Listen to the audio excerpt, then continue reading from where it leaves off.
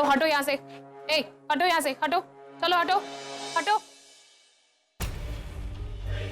बेचारी सीधी सादी लड़की की लाइफ में अब कुछ भी सीधा नहीं होगा। जिसे वो अरेंज मैरिज समझ रही है, वो नहीं जानती कि उसे मैंने अरेंज किया है।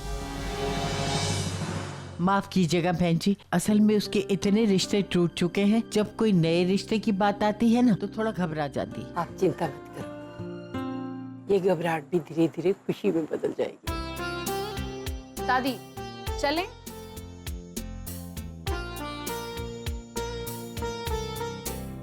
ये तो आकाश की दादी है, ये यहाँ क्या कर रही है?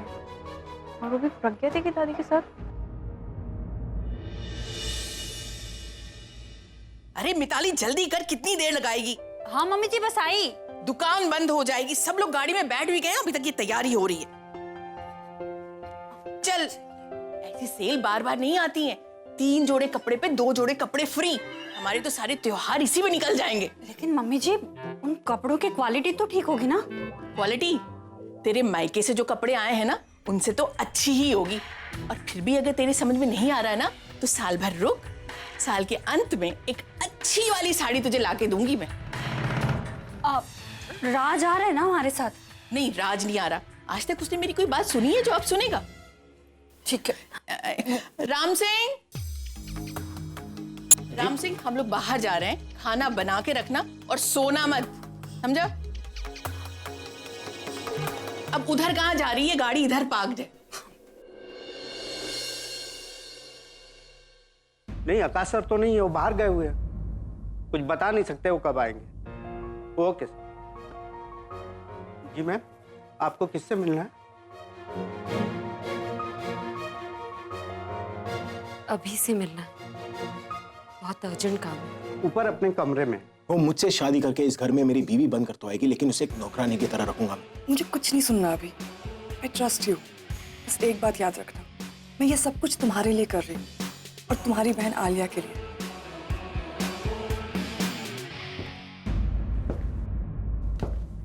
लगता है दादी आ रही है, मुझे यहाँ देखेंगी तो फिर से गुस्सा हो जाएंगे। मैं कहीं छुप जाती हूँ।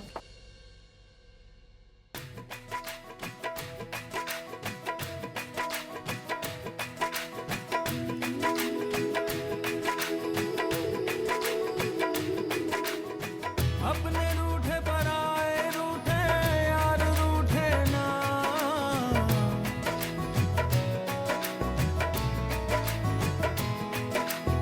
ख्वाब टूटे वादे टूटे दिल ये टूटे ना, रूठे तो खुदा भी रूठे साथ छूटे ना, रूठे तो खुदा भी रूठे साथ छूटे ना।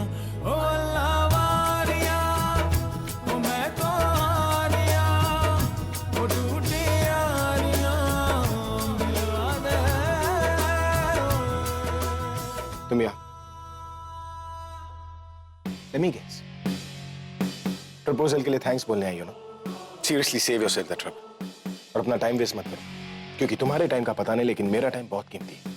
जी नहीं, मैं आपको थैंक्स कहने नहीं आई। सॉरी बोलने आई हो।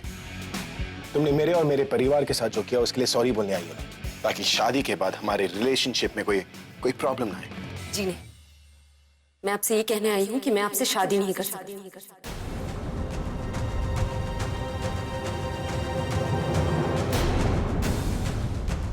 What? आज तक आपने कभी मुझसे ठीक से बात भी नहीं की।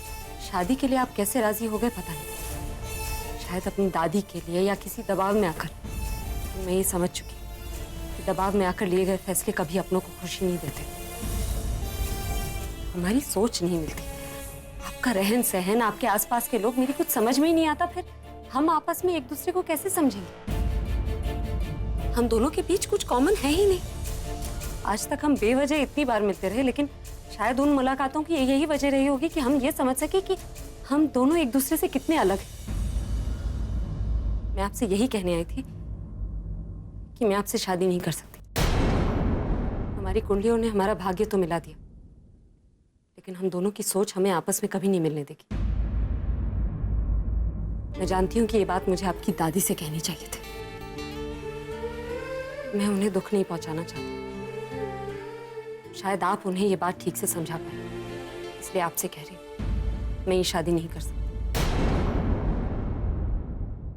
एंड आई एम सॉरी कि मैंने आपका टाइम वेस्ट किया।